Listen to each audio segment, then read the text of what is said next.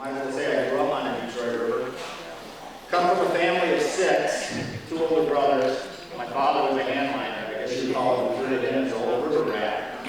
He started hand mining, and I was born in 1951, and I know he was fishing before I came on the fisher. And so it had to be the late 40s. That's where I got my start on the Detroit River, was basically hand mining all the time. So, but a lot of things have changed. I used to talk to my brothers on that. Older brothers would be out in the river fishing together, and I said, well, how did Dad approach it? My dad passed away in 1970. And I'd ask my older brothers, I said, how did Dad ever approach spring walleye fishing, or walleye fishing in general? And he says, well, he said he just basically had about half a dozen spots on the Detroit River, and he would go out there and hit these spots, and sometime on any of his trips, eventually these walleyes would show up at that particular location. And if they showed up, he caught fish. If he didn't, he'd move on to another. And so basically, at best, what it was just trial and error. I mean, that was his presentation back then. Some of the first units that were out there, it was hard to, the black and white units was very hard to pick up fish on your sonar. But the new units that Lantzy has out with the HGS units, they have great separation. I mean, you may be looking at a red bottom, and all of a sudden you see that black line on the bottom, and that's your fish. So you can mark those fish up. And what a lot of the anglers that I know are, some of them, they really don't use their electronics properly. Meaning that they'll turn their unit on and basically that's it. They just look at it and they don't use it to the best of their ability. And there was a time last fall, I was fishing in November, went out to the sturgeon hole. I'm sure you guys are all familiar with that spot. And it's November's a great time to fish. The guys that aren't deer hunting, you'll see them out there. And what I did is I turned around and every fish I caught, I marked with a waypoint. Didn't use an icon, I used a waypoint. And the reason why I used the waypoint, because a waypoint will tell you a story, whereas an icon will only show you a spot on the map. And one of the advantages of using waypoints, it's going to tell you the depth of water that you caught that fish on, it's going to tell you the time and date. And so I caught approximately 12 fish that day. And at the end of the day, when the boat was sitting in the driveway, when I was cleaning up the boat and everything, I sort of fired up the unit, and I looked to see where I was catching them. So I went to split screen again, or went to full screen on my mapping combo unit, sonar unit, and you could see the contours. You could see structure on the bottom, and it was telling you why those fish were there. It wasn't just a spot. What you were looking at was actually the bottom. And what's really nice about that, I found out that between 8 o'clock and 11 o'clock in the morning, I caught 8 of my walleyes. And I caught them all between 15 and 20 feet of water. And then late afternoon, I caught 4 more, and I was in 25 to 30 feet of water.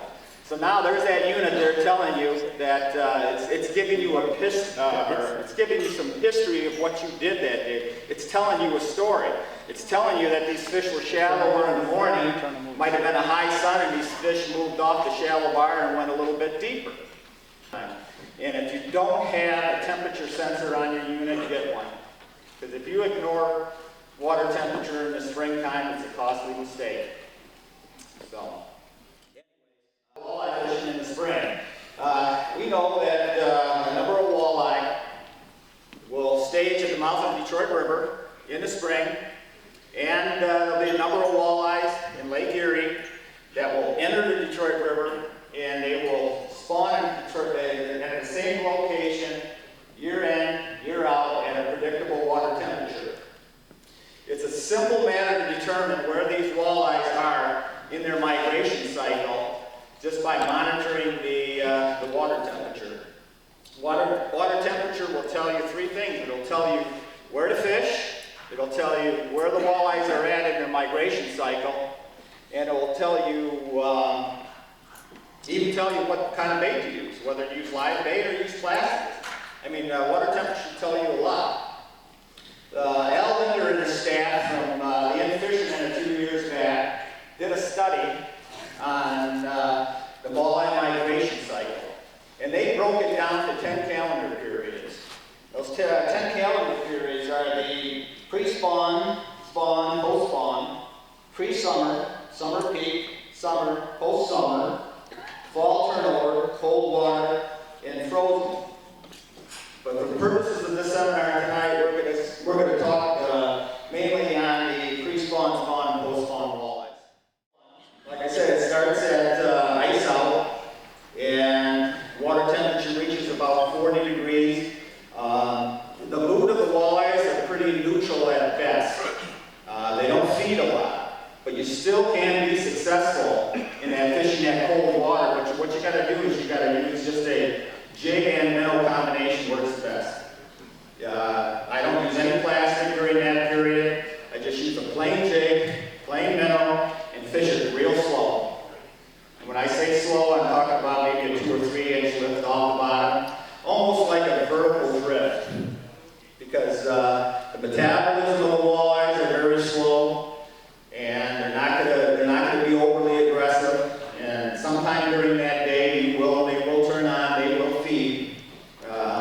Usually during that period of time, you get a lot of males that will probably feed.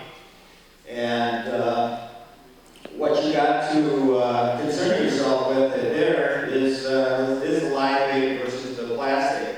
And like I say, just because of the sheer numbers of fish that are in a concentrated area, that will increase your chances to get a limit.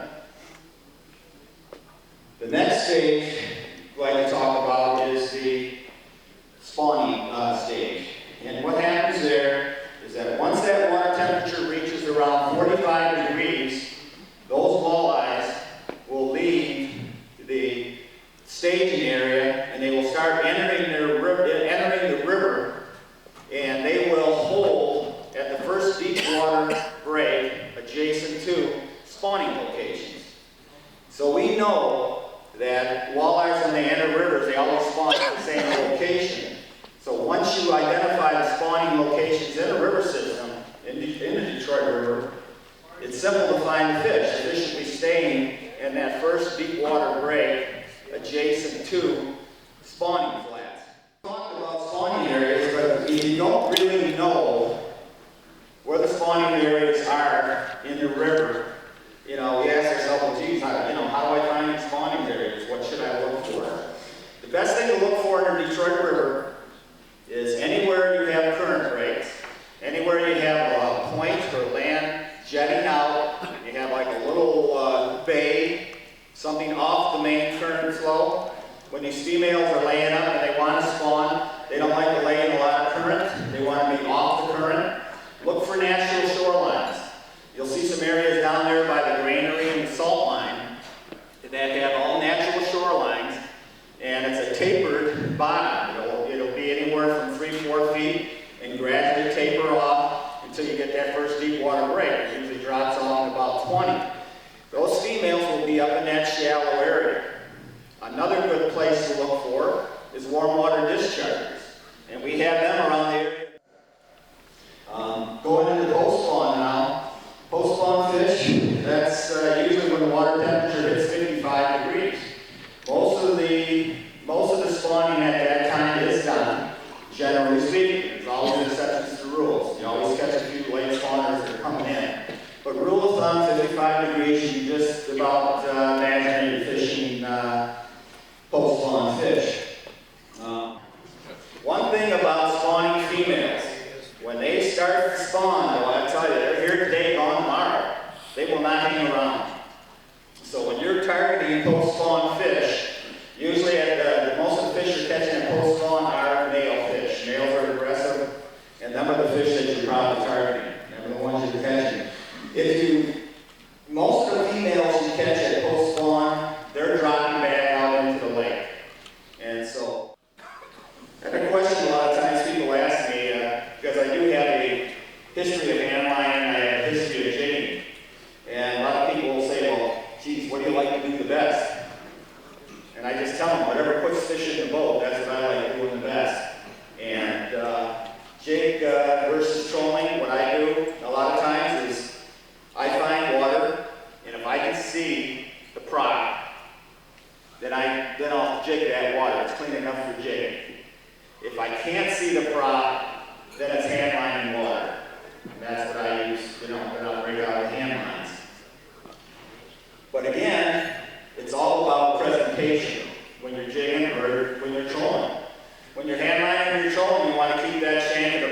45-degree angle. You don't want it to extend way past your transom or flatten out or bring those lines together. So in order to keep separation, you got to have your hand line, you have to get enough sinker to keep it at about a 45-degree angle.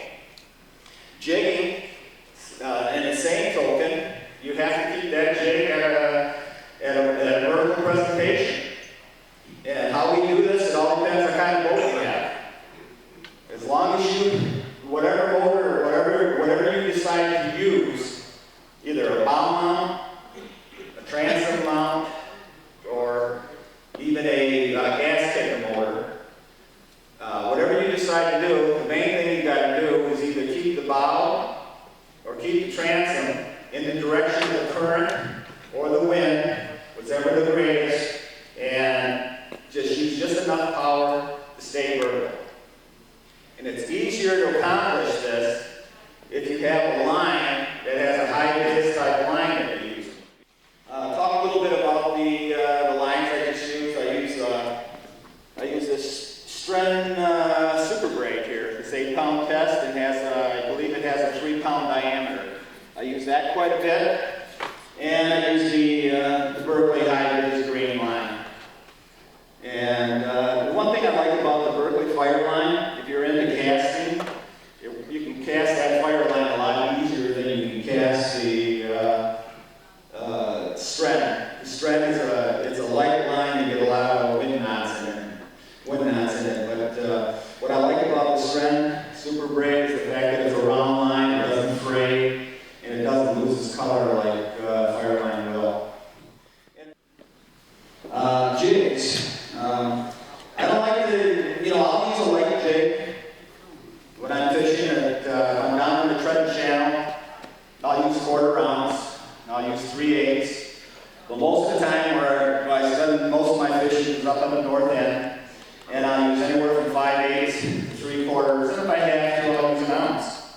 And what I find is that people that use lighter jigs in deeper water, when I say deeper water, I'm talking about water anywhere from, let's say, 15 to 35 feet, you can make contact with the bottom with the 3/8.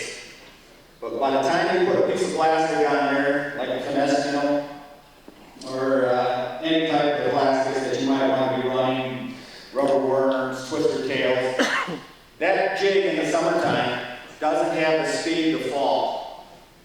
And a lot of times that drop, when you lift that jig up and that drop, quick drop to the bottom to the trigger a strike.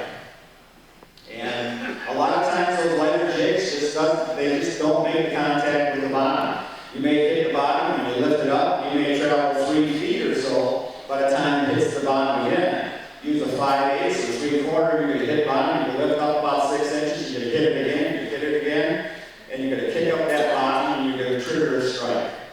It's really important to make contact with the bottom. The better the contact with the bottom, the more success you'll have jigging. Some of the baits I like to use, live bait versus plastics. The only time I use live bait is if I absolutely have to, and that's usually ice out conditions. There's a couple areas when I'm fishing pre-spawning fish that are down in the lower Trenton Channel and around Gros Seal Island there. Then you have to use live bait. Live bait works the best. But other than that, it's all plastic.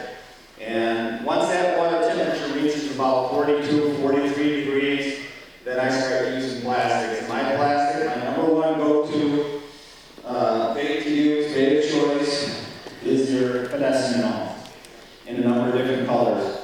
If I had to pick out 2 colors and only use those 2 colors all year, it would be the black with the silver specks in it and the gold with I think it's gold and black with some specks in it also. That works real good. You got to remember in the river system we have a lot of gobies. So if you get anything that looks like a goby or the color of a goby, yeah, you'll do fine. But there are times when different colors work, and you just got to have them with you. And you have to experiment. But rods and reels, I tell you, when you're walleye fishing,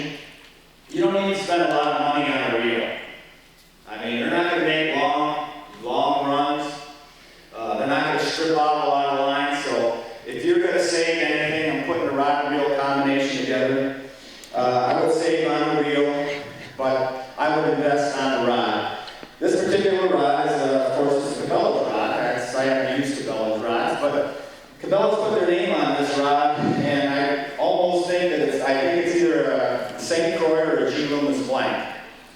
And it's a 6-foot rod, and it's medium action. It's super light, super sensitive. And what I like about the guys are virtually indestructible. I mean, they've been, you know, a lot of times I'm throwing rods into the rod holder or the rod racks in the boat, and I'm always popping on my other rods. I'm always popping on that little ceramic inlet inside. Well, with these particular rods, they're designed to handle your super braided lines, and you don't have to worry about that. Someone steps on it, it'll pop right back into shape. So that's a nice feature that I like. Another feature, what you're looking for in the classic jigging rod, I'll have to put the mic down. You want a fast tip rod. And what you're looking for, this rod is super light, and what you're looking for is to get the line untangled from the rod tip, which happens so much when you're using fire line.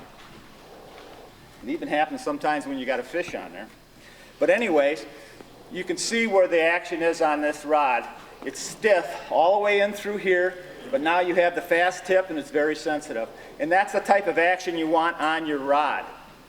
And the reason why I say, you know, invest the extra money in your rods. Get a St. Croix, get a G-Loomis, even these XMLTIs. When we're done here, you can come up and you can take a look at them. You can hold it and see. Pardon? What's the cost on that XML? XMLTIs are just, I think, just under 200. They're pricey, and that's why I say, yeah, say I'm a retiree too. I may have to sell a few of these, but anyways, like I say, if you want to save, you can save on a reel. You can get yourself a nice. This particular reel is a Prodigy. I think it's made by Daiwa. It's another Cabela reel. But, you know, you can pick up a reel for anywhere from $45, $50, $60. I mean, yeah, like I say, it's you don't need the real expensive reel for walleye fishing. You know, they're not going to run the drags on you. You're, for the most part, if you're out the river, you're only handling fish that are probably anywhere from 2 to 4 pounds. You know, it's so any of the middle of the road type reels will work for you. But what you don't want to do is you don't want to cut corners on your rods, because I'll tell you what, it's get a nice light rod, super sensitive, coupled with the Stren Super Braid or the fire line. They are so sensitive. Everything you touch on the bottom is transferred right to the rod, to your wrist right away. I mean, this rod is so sensitive, it's unbelievable. You can be fishing in the boat and you say, geez, I dropped a jig on the back of the fish. I can feel that. Or I bump the side of the fish. I can feel that. That's how sensitive these rods are. So what I would do if I were you, cut the corners on the reel, but don't cut corners on the rods. One thing that we're doing, we're all fishing the same way, so I don't think it's so much the bait that you have on there as the presentation, staying vertical, staying in contact, and causing a reaction, getting a reaction from that fish.